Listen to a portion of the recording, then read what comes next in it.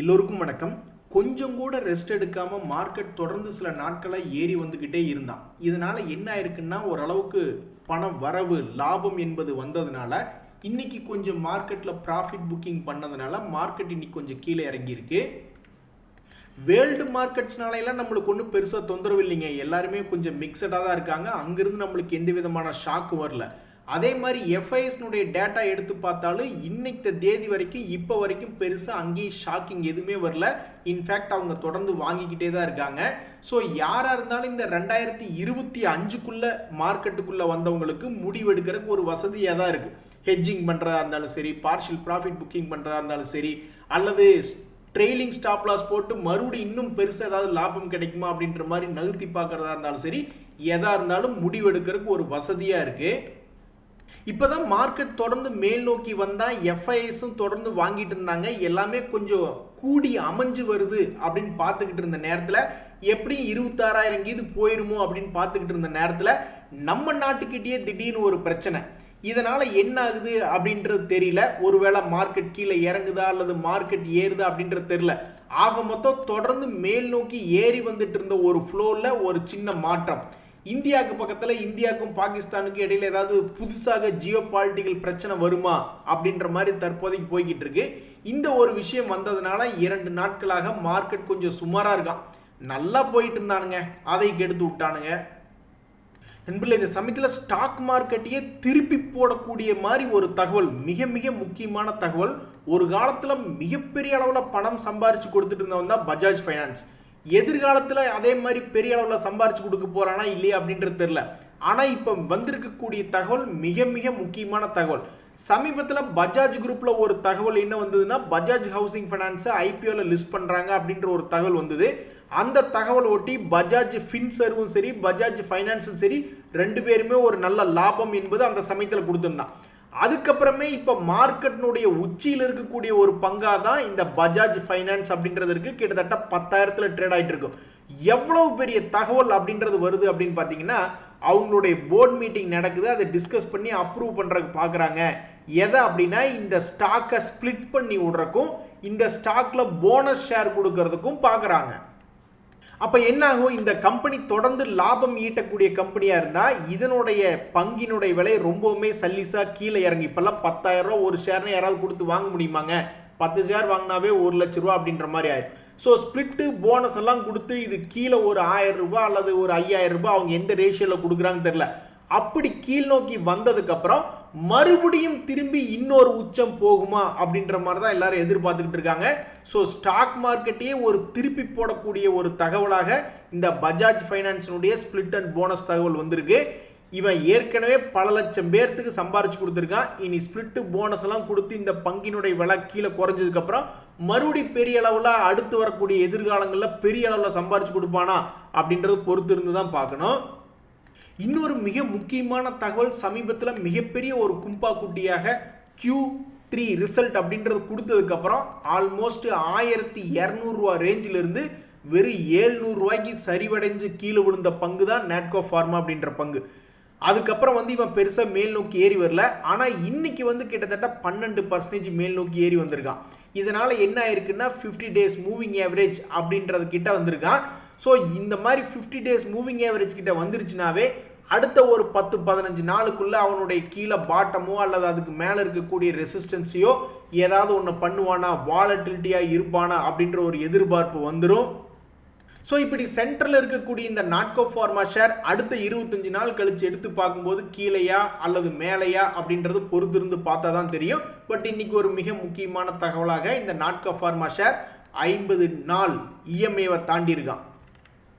இன்னும் ஒரு 2 முக்கியமான தகவல் இருக்குங்க நண்பர்களே. இந்த NHPC அப்படின்ற பங்கு தற்போதைய நிலைமையில 2 டேஸ் மூவிங் ஆவரேஜை தாண்டி 89 ரூபாயில ட்ரேட் ஆகி கொண்டிருக்கிறது. இந்த பங்குல என்ன ஒரு தகவல் வருது அப்படின்னு பார்த்தீங்கன்னா, 1200 மெகாவாட், ரொம்ப பெருசு, 1200 மெகாவாட் சோலார் பார்க் டெவலப் பண்ணுறதுக்கு உண்டான பிளான்ல இருக்காங்க அப்படின்ற ஒரு தகவல் வருது. இந்த சென்ட்ரல் பேங்க்லையுமே ரொம்ப முக்கியமான தகவல் என்னன்னா, 2022 என்ன லெவல் இருந்தானோ அந்த லெவல் கிட்டேயே இப்போ சமீபத்தில் விழுந்துட்டான். கிட்டத்தட்ட 33 ரூபா ரேஞ்ச். அந்த 33 ரூபா ரேஞ்சுக்கு அப்புறம் சமீபத்தில் 38 ரூபா வரைக்கும் ஏறி வந்திருக்கான். எல்லாரும் என்ன வேண்டி கேட்டுக்கிறாங்கன்னா, டேய் இந்த 2025 ஸ்டார்டிங்கில் கூட நீ 55 ரூபா பக்கத்தில் இருந்த, 55 ரூபா எங்கே, 35 ரூபா எங்கே, இப்படி 3 மாசத்துலயே எங்களை போட்டு பாடாப்படுத்திட்டியா, அப்ப திரும்பி நீ கொஞ்சம் மேல் நோக்கி வருவியா மாட்டியா அப்படின்ற மாதிரி பார்த்துக்கிட்டு இருக்காங்க. அது என்னமோ தெரியலைங்க நண்பர்களே, திடீர்னு ஸ்டாக் மார்க்கெட்டில் சந்தோஷம் இல்லாமல் போயிடுச்சு. நேற்றெல்லாம் நிறைய பங்குகள் ரிசல்ட் கொடுத்துருந்தாங்க. சமீபத்தினுடைய ரிசல்ட்டுகளுடைய போக்குகள் எப்படி இருந்ததுன்னா, ஏகப்பட்ட கம்பெனிகள் பெரிய லெவலில் ஏறி சந்தோஷமாக தான் இருந்தான். ஆனால் நேற்று ரிசல்ட் கொடுத்ததுக்கப்புறம் பார்த்தீங்கன்னா மிகப்பெரிய இழப்பாக இந்த சைன்ஜின் இன்டர்நேஷனல் அப்படின்ற கம்பெனி எப்பா மிகப்பெரிய வீழ்ச்சி 13% இறக்கி விட்டுருக்காங்க. டாடா குரூப்புக்கு என்னதான் ஆச்சுன்னு தெரியல. அவங்கள ஏன்னா அந்த குரூப்ல ஏகப்பட்ட கம்பெனிகள் இருக்கு, வாரத்துக்கு ஒன்று இல்லைன்னா 2-3 நாளைக்கு ஒன்றுன்னு நிறைய ரிசல்ட்டுகள் வந்துகிட்டு இருக்கு. அந்த வகையில் ரேலிஸ் இந்தியாவுடைய ரிசல்ட் வந்ததுக்கு அப்புறம் அந்த ஷேரினுடைய விலை இறங்கித்தான் இருக்கு. கிட்டத்தட்ட 5% இறங்கி கிடக்குது இந்த ரேலிஸ் இந்தியா. கடந்த ஒரு வருடத்தினுடைய சூழ்நிலையில அது இறங்கி கிடந்த பங்கு தான். அவனும் மற்றவங்கள மாதிரி ஏறி வந்தவன் தான். பட் இந்த நேரத்தில் அவனுடைய Q4 ரிசல்ட் வந்ததுக்கப்புறம் அவன் இன்னைக்கு கொஞ்சம் ஒரு 5% பக்கம் இறங்கி கிடக்கு.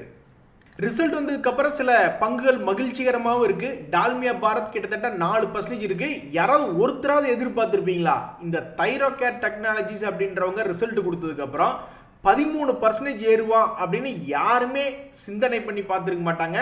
ஆனால் இன்னைக்கு ரிசல்ட் கொடுத்த பங்குகளில் உருப்படியாக ஏறினதுல இந்த தைரோகேர் தான் முன்னணியில் இருக்கான். அப்படி என்ன இவன் பெரிய ரிசல்ட் கொடுத்துனா அப்படின்ற மாதிரி நீங்கள் நினைக்கலாம்.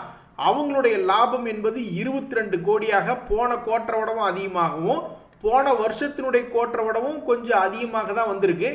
அந்த 22 கோடிக்கு இன்னைக்கு கிடைச்ச மதிப்பு மரியாதை என்னன்னு பார்த்தீங்கன்னா 14% ஏறி இருக்குது பங்கு.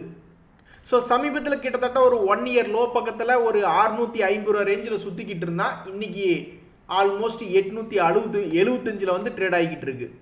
நல்லா போயிட்டு இருந்த மார்க்கெட்டில் திடீர்னு எதிர்பார்க்காத சூழ்நிலையில் கொஞ்சம் ப்ராஃபிட் புக்கிங் வந்து கொண்டு இருக்கக்கூடிய இந்த நேரத்தில் இன்னைக்கு வரக்கூடிய ரிசல்ட்டுகளும் ரொம்ப ரொம்ப பெரிய கம்பெனிகள், ரொம்ப முக்கியமான ரிசல்ட்டுகள். ஹிந்துஸ்தான் யூனிலிவர் ஆகட்டும், நெஸ்லே இந்தியா ஆகட்டும், ஆக்சிஸ் பேங்க் ஆகட்டும், எல்லாமே மிகப்பெரிய ஆட்கள். இவங்களுடைய ரிசல்ட் அடுத்தடுத்த நாட்களில் எப்படி உதவி செய்யுது அப்படின்றது தொடர்ந்து பார்க்கணும். நண்பர்களே, உங்களுக்கு தெரியாது இல்லை, சமீபத்தில் மார்க்கெட் மேல் நோக்கி ஏறி வந்தது. அந்த சமயத்தில் நிறைய பேர் என்ன நினைச்சிருப்பாங்கன்னா, மார்க்கெட் கீழே விழுந்தப்ப ஏதாவது ஒரு கான்செப்ட் எடுத்திருப்பாங்க. சில பேர் 100 ரூபாய்க்கு கீழே சில பங்குகள் வந்திருக்கு, மறுபடியும் என்னைக்காவது 100 ரூபாய்க்கு தாண்டுவானோ அப்படின்ற மாதிரிலாம் கூட சில பேர் எடுத்து வச்சிருப்பாங்க. அந்த வகையில் சமீபத்தில் மார்க்கெட் மேல் நோக்கி வந்ததுனால 100 ரூபாய்க்கு கீழே இருந்த பங்குகள் மறுபடியும் இன்னைக்கு 100 ரூபாயை தாண்டி இருக்கு அப்படின்ற மாதிரி சில பங்குகளை பார்த்தோன்னு வச்சிங்களேன். இந்த SJVN அப்படின்ற பங்கு கொஞ்சம் பிரசித்தி பெற்ற பெயர் போன பங்கு தான். அவன் சமீபத்தில் 80 ரூபா ரேஞ்சில் இருந்தால் இன்னைக்கு 100 ரூபாய்க்கு பக்கத்தில் இருக்கான், 100 ரூபாயை கிராஸ் பண்ணக்கூடிய நிலைமையில் இருக்கான். ஸோ 80 ரூபாயிலிருந்து கிட்டத்தட்ட 2 மாதத்துக்குள்ளேயே 20 ரூபாய்க்கு பக்கம் ஏறி வந்திருக்கான். அதே மாதிரி இந்த பஞ்சாப் நேஷனல் பேங்க் அப்படின்ற ஒன்று, அவனுமே சமீபத்தில் ஒரு 85 ரூபா பக்கத்தில் சுற்றிக்கிட்டு இருந்தான். அவனு இப்போ 100 ரூபாயை கிராஸ் பண்ணி 103 ரூபா அப்படின்ற மாதிரி ஆடிக்கிட்டு இருக்கான். SBFC அப்படின்ற ஒரு கம்பெனி, அது நிறைய பேர் கூட பார்த்துருக்க கூட மாட்டாங்க. இது போன்ற கம்பெனிகள் என்ன பண்ணியிருக்கான் அப்படின்னு பார்த்தீங்கன்னா, இவனு 80 ரூபாய்க்கு பக்கத்தில் இருந்தால் இந்த சமீபத்தினுடைய 6 மாதத்தினுடைய ஹைக்கிட்டே வந்துட்டான். ஸோ இவன் தான் ரொம்ப பவர்ஃபுல். 100 ரூபாய்க்கு கீழே இருந்து 100 ரூபா வந்தது மட்டும் இல்லாமல் அவனுடைய 6 மந்த் ஹைக்கும் வந்து பல பேர்த்த சந்தோஷப்படுத்தியிருக்கான் இந்த SBFC அப்படின்றவன். பேங்க் இந்தியா அப்படின்றதுமே ஒரு முன்னணி கம்பெனி தான். இந்த முன்னணி பேங்க் வந்து சமீபத்தில் ஒரு 93 ரூபா 94 ரூபாய் கிட்ட வந்து ஆடிக்கிட்டு இருந்தான். இந்த 2025லேயே 2 முறை வந்திருக்கான்.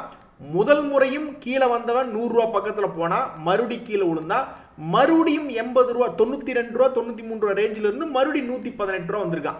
ஸோ ஒவ்வொரு கான்செப்ட்ல ஒவ்வொருத்தர் எடுக்கிறாங்க. அந்த வகையில் 100க்கு கீழே எடுத்தவங்களுக்கு இப்போ 100க்கு மேலே சில முக்கியமான இந்த மாதிரி பங்குகள்லாம் வந்திருக்கு அப்படின்றது ஒரு சந்தோஷமான விஷயம்தான். நண்பர்களே, இந்த சமயத்தில் இன்னும் ஒரு மிக முக்கியமான தகவல், பெரிய வாலட்டிலிட்டி இருந்தால் தான் பயந்துக்கிட்டே இருக்கணும். ஏறதும் பெருசாக ஏறுவான், இறங்குறதும் பெருசாக இறங்குவான். அந்த வகையில் 20%லேருந்து 10% அப்பர் லோயர் சர்க்கியூட்டாக மாற்றி விடப்பட்ட பங்கு தான் இந்த ராஜ் ரத்தன் குளோபல் ஒயர் அப்படின்ற பங்கு. அதே மாதிரி ஸ்டெர்லிங் வில்சன் ரெனியூவபிள் எனர்ஜி அப்படின்ற பங்கும் 20% அதனுடைய மூவ்மெண்ட்டை வெறும் 5% மாற்றி விட்டாங்க. அட பாவிலா, அவன் இன்னும் சூரிய உதயத்தையே பார்க்கலையே, அவன் இன்னும் சூரிய அஸ்தமனத்திலேயே இருக்கானே அப்படின்ற மாதிரி அவனுடைய ஹையெல்லாம் கிட்டத்தட்ட 800 ரூபா இருந்திருக்கு.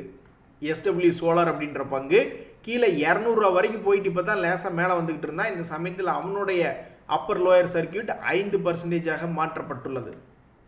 நண்பர்களே, இந்த சமயத்தில் இந்த ஐடிபிஐ ஷேரை பார்த்து கொண்டிருக்கக்கூடிய ட்ரேடர்கள்லாம் ஒரு மாதிரி பதட்டமாக இருக்காங்க. இனி இவன் மறுபடி தலை தூக்கி பார்ப்பானா? ஏற்கனவே 4 முறை தலை தூக்கி பார்த்தவன் தான், அதுக்கப்புறம் எல்லாரும் கீழே பாருங்க அப்படின்ற மாதிரி அந்த பங்கு ஒவ்வொரு முறையும் கீழே போயிடுச்சு. ஸோ இப்போ மறுபடியும் ஒரு மிக முக்கியமான இடத்துல வந்து நிற்கிறதுனால அடுத்த ஒரு 25 நாள் கழிச்சு என்ன பண்ணியிருக்க போகிறான், அடுத்தது ஜூன் மாதம் ஸ்டார்டிங்லேயோ மே மாதம் எண்ட்லேயோ எடுத்து பார்க்கும்போது இவன் என்ன பண்ணியிருக்க போகிறான், எல்லாரும் மறுபடியும் கீழே பாருங்க அப்படின்ற மாதிரி மறுபடியும் கீழே போக போகிறானா, இல்லை மறுபடியும் தலை நிமிர்ந்து அண்ணாந்து போக போகிறானா அப்படின்றது தெரியாமல் ட்ரேடர்கள் ஒரு மாதிரி நெர்வஸாக இந்த ஐடிபிஐ ஷேர் ப்ரைஸை பார்த்துக்கிட்டு இருக்காங்க. இந்த சமயத்தில் மிக முக்கியமான ஆள் சமீபத்தில் யார் அப்படின்னு பார்த்தீங்கன்னா இந்த எம்ஆர்பிஎல் தான். ஏன்னு கேளுங்க, அவன் கண்டமேனிக்கு கீழே விழுந்திருக்கான். 300 ரூபா ரேஞ்சிலிருந்து 100 ரூபா வரைக்கும் கீழே விழுந்திருக்கான். பட் இருந்தாலும் அவன் இன்னைக்கு தேதியில் பெரிய ஆள் தான். ஏன்னா சமீபத்தினுடைய லோ என்பது ஆல்மோஸ்ட் 100 ரூபாய்க்கு போயிருக்கான். இப்போ 140ன்னு இருக்கான். ஒருவேளை இவன் வந்து இதுக்குள்ளேயே அவனுடைய வாழ்க்கை இன்னும் ஒரு வருஷத்துக்கு ஓட்டுனாலும் மேலே 140 கீழே 100ன்னு இப்படி ஓட்டினாலுமே அவன் பெரிய ஆளாக இருக்கான். பார்த்தீங்களா, 100 ரூபாய் எங்கே, 140 ரூபாய் எங்கே? இல்லை நான் அப்படி என் வண்டி ஓட்ட மாட்டேன் அப்படின்ற மாதிரி அவன் மறுபடி பெருசாக கீழே விழுந்தாலும் பெரிய லெவலாக இருக்குது. இப்படி ஒரு பங்கை நான் பார்த்தது இல்லைங்க. இவ்வளோ பெரிய பர்சன்டேஜ் வால்டிலிட்டி அப்படின்றது நம்ம இது வரைக்கும் பார்த்ததில்லை. முட்டுச்சந்துக்குள்ளே வண்டி ஓட்டுனாலும் கிட்டத்தட்ட 40% இருக்கான். சரி, மேலே வானத்துக்கு வண்டி ஓட்டுறாலும் மேலே அண்ணாந்து பார்த்தா அது இங்கேயும் 300 இருக்கு. சரி வேண்டாம், கீழே தரமட்டத்துக்கு போ, 2020க்கெல்லாம் போயிடு அப்படின்னு கீழே குமிஞ்சு பார்த்தா அதுவும் பெரிய ஆழத்தில் இருக்கு. ஸோ இவனுடைய ப்ரைஸ் ரேஞ்சை பொறுத்த வரைக்கும் நம்ம ஸ்டாக் மார்க்கெட்லேயே மிகப்பெரிய ஆட்களில் இவனு ஒருத்தன். ஏன்னா மிகப்பெரிய ஒரு ப்ரைஸ் ரேஞ்ச் அப்படின்றது இருக்குது. நண்பர்களே, இப்போ ஸ்டாக் மார்க்கெட்டில் எல்லா பங்குகளுமே ஓரளவுக்கு சிக்கலில் தான் இருக்குது. ஏன்னு கேளுங்க, சில மாதங்களுக்கு முன்னாடி இருந்த பழைய ஹையை வந்து தொட்டிருக்கான். இனி நல்லபடியாக முடியுமா, மறுபடியும் மேல் நோக்கி போகுமா, அல்லது அடுத்த ஒரு 25 நாளைக்கு இறங்கிட்டு அப்புறம் எதாக இருந்தாலும் அப்புறம் பார்த்துக்கலான் இருக்கானுங்களா அப்படின்றது தெரில. ஒரு உதாரணத்துக்கு இந்த கல்பத்ரு ப்ராஜெக்ட்னு ஒரு பங்கு பாருங்களேன், எல்லாமே இப்படித்தான் இருக்கானுங்க. பழைய ஹை கிட்ட மறுபடி வந்துடுறானு. இந்த பங்குமே 1000 ரூபாயிலிருந்து சமீபத்தில் வெறும் 750 ரூபா வரைக்கும் போய் கீழே விழுந்துட்டான். மறுபடியும் அந்த 800 ரூபா ரேஞ்சிலிருந்து பிக்கப் ஆகி மறுபடியும் 1050 அப்படின்றத வந்து தொட்டுட்டான். இப்படி தொட்ட பல பங்குகள் எல்லாமே சிக்கலில் தான் இருக்குது. ஏன் அப்படின்னா அப்போ மறுபடியும் கீழே பழைய ரேஞ்சுக்கே போக போகிறானா, இல்லை மறுபடியும் உடச்சி மேல் நோக்கி போக போகிறானா அப்படின்றது எதுவுமே புரியாமல் எல்லா பங்குகளுமே சிக்கலில் தான் இருக்குது இப்போ கரண்ட் நிலவரத்தில். ஸோ இனி நல்லபடியாக முடியுமா இல்லையா அப்படின்றது இனி பொறுத்து இருந்தால் தான் தெரியும். இவன் யாருங்க சரியான வழுக்கு மரமாக இருப்பான் போல அப்படின்ற மாதிரி ஒரு பங்கை பார்த்தோம்னு வச்சிங்களேன், இந்த நெட்வொர்க் 18 அப்படின்ற ஒரு பங்கு. எதுக்கு இவன்லாம் ஏறுனா, எதுக்கு இவன் இறங்குறான் அப்படின்னு கடந்த 3 வருடமாகவே இவன் என்ன பண்ணுறான்னாக்கா மேலே ஏறுறான், இறங்குறான், மறுபடியும் ஏறுறான், மறுபடியும் கீழே இறங்குறான். ஏதோ டெய்லி வாக்கிங் போகிற மாதிரி போய்கிட்டு இருக்கான். ஆனால் இதனுடைய மூவ்மெண்ட் எல்லாம் பார்த்தீங்கன்னாக்கா கீழே 50 ரூபா எங்கே, 130 ரூபா எங்கே, அது வருஷத்துக்கு ஒரு தடவை அல்லது 2 வருஷத்துக்கு ஒரு தடவை அப்படின்ற மாதிரியான வேலையை பார்த்துக்கிட்டு இருக்கான். அப்போ இப்போ மறுபடியும் 40 ரூபா ரேஞ்சில் வந்து விழுந்திருக்கக்கூடிய இந்த நெட்வொர்க் 18ல் இவன் என்ன ரிசல்ட் கொடுத்துருக்கான், Q3 அப்படின்ற ரிசல்ட் வந்து பார்த்தீங்கன்னா 1400 கோடி அப்படின்றது லாஸ். ஆனால் இப்போ Q4னுடைய ரிசல்ட் அப்படின்றது பார்க்கும்பொழுது 29 கோடி மட்டும்தான் லாஸ் அப்படின்ற மாதிரி தகவல் வந்திருக்கிறதுனால இன்னைக்கு அவன் ஒரு 1.25% பக்கம் ஏறி இருக்கான். நண்பர்கள், இந்த சமயத்தில் தான் மிக முக்கியமான தகவல் அப்படின்றது ஒன்று தெரிஞ்சுக்கணும். நிறைய பேர் இப்போ லாபத்தை புக் பண்ணியிருப்பாங்க. 2025 வாங்கினவங்க நிறைய பேர் கொஞ்சோண்டு லாபத்தை புக் பண்ணியிருப்பாங்க, அல்லது நிறைய லாபத்தை புக் பண்ணியிருப்பாங்க, ஏதாவது ஒன்று பண்ணியிருப்பாங்கன்னு வச்சிங்களேன். மறுபடியும் அவங்கெல்லாம் என்ன பண்ணுவாங்கனாக்கா போய் ஏதாவது இதே மாதிரி எப்படி 2 மாதத்துக்கு முன்னாடி 1 மாதத்துக்கு முன்னாடி கீழே விழுந்து கிடந்த பங்குகள் பழைய ஹைக்கு வந்தான். அப்போ இந்த இடத்துல விற்றுப்புட்டு மறுபடியும் ஏதாவது கீழே ஏதாவது பங்குகள் கிடைக்குதா அப்படின்ற மாதிரி தேடிக்கிட்டு இருப்பாங்க. ஆனால் அப்படி தேடும் பொழுது இந்த முறை எவ்வளவு விவரமாக அவங்க தேடுவாங்க அப்படின்னா, நல்ல ஒரு செக்டர் இருக்கா, ஒரு டிஃபென்ஸ் செக்டர்னாலும் கீழே விழுந்தவன் மறுபடியும் எந்திரிச்சு வந்தான்ல, அதே மாதிரி ஃபார்மா செக்டர்லையும் கீழே விழுந்தவன் எந்திரிச்சு வந்தான்ல, மெட்டல் செக்டர்லையும் கீழே விழுந்தவன் எந்திரிச்சு வந்தான்ல அப்படின்ற மாதிரி ஏதாவது செக்டரில் லீடர்கள் எவனாவது இருப்பானா அப்படின்ற மாதிரி தேடிட்டு இருப்பாங்க. அதே சமயம் ஏதாவது ஒரு செக்டர்கள் வந்து பயனளிக்கல, அது டவுட்டாக இருக்குது அப்படின்னா அதை விட்டு வெளியே வந்துடுவாங்க பெரும்பாலும். சரி, இதில் பணத்தை போட்டு ரிஸ்க் எடுக்கிறதுக்கு வேறு ஏதாவது கூட ட்ரை பண்ணலாமே அப்படின்ற மாதிரிலாம் யோசிச்சுட்டு இருப்பாங்க. ஒரு உதாரணத்துக்கு பார்த்தீங்கன்னா இந்த பேட்டா இந்தியா அப்படின்ற பங்கு மார்க்கெட்டில் எத்தனையோ பங்குகள் சமீபத்தினுடைய வளர்ச்சியில் திரும்பி அவனுடைய பழைய ஹைக்கிட்டே வந்துட்டான். ஆனால் இந்த பேட்டா இந்தியா போன்ற பங்குகள்லாம் கீழே விழுந்து தான் கிடக்குறான். பட் இன்னும் எந்திரிச்சே வரல பார்த்தீங்களா. ஸோ நம்ம ஒன்றும் பெரிய பணக்காரன் கிடையாது எல்லா ஸ்டாக்லையும் போய் பணம் போட்டு வைக்கிறதுக்கு. நம்ம அடிக்கிறதே குறிப்பாத்து அடிக்கும் பொழுது நல்ல வளர்ச்சியுடைய செக்டர்கள் கீழே விழுந்தாதான் வாங்கணும், இல்லைன்னா கையை வச்சுக்கிட்டு கம்முன்னு இருக்கணும் அப்படின்றதான் இந்த சமீபத்தினுடைய ஏற்ற இறக்கத்தில் நிறைய பேர் கற்றுக்கொண்ட பாடம். நண்பர்களே, கிளென்மார்க் ஃபார்மா அப்படின்றது ஒரு ஃபார்மா கம்பெனி. இந்த ஃபார்மா கம்பெனியினுடைய ஷேரினுடைய விலை தற்போது இருக்கக்கூடிய இடம் அப்படின்றது பல ட்ரேடர்களை ஒரு மாதிரி நெர்வஸ் ஆகுது. இவனு சென்டர் பாயிண்ட் இருக்கும்போது அவனுடைய ப்ரீவியஸ் ஹை இது போவானா அல்லது அவனுடைய ப்ரீவியஸ் லோக்கு இது போவானா அப்படின்ற மாதிரி தெரியாமல் இவன் என்ன பண்ணுவான் அப்படின்ற மாதிரி ட்ரேடர்களை ஒரு மாதிரி நெர்வஸாக பார்த்துக்கிட்டு இருக்காங்க. இன்றைய தகவல் அனைத்தும் அதுலேயும் முக்கியமாக இந்த பஜாஜ் ஃபைனான்ஸ் போன்ற தகவல்லாம் உங்களுக்கு உபயோகமாக இருந்ததுன்னா எனக்கு ரொம்ப சந்தோஷம் தான். ரொம்ப நன்றி, வணக்கம்.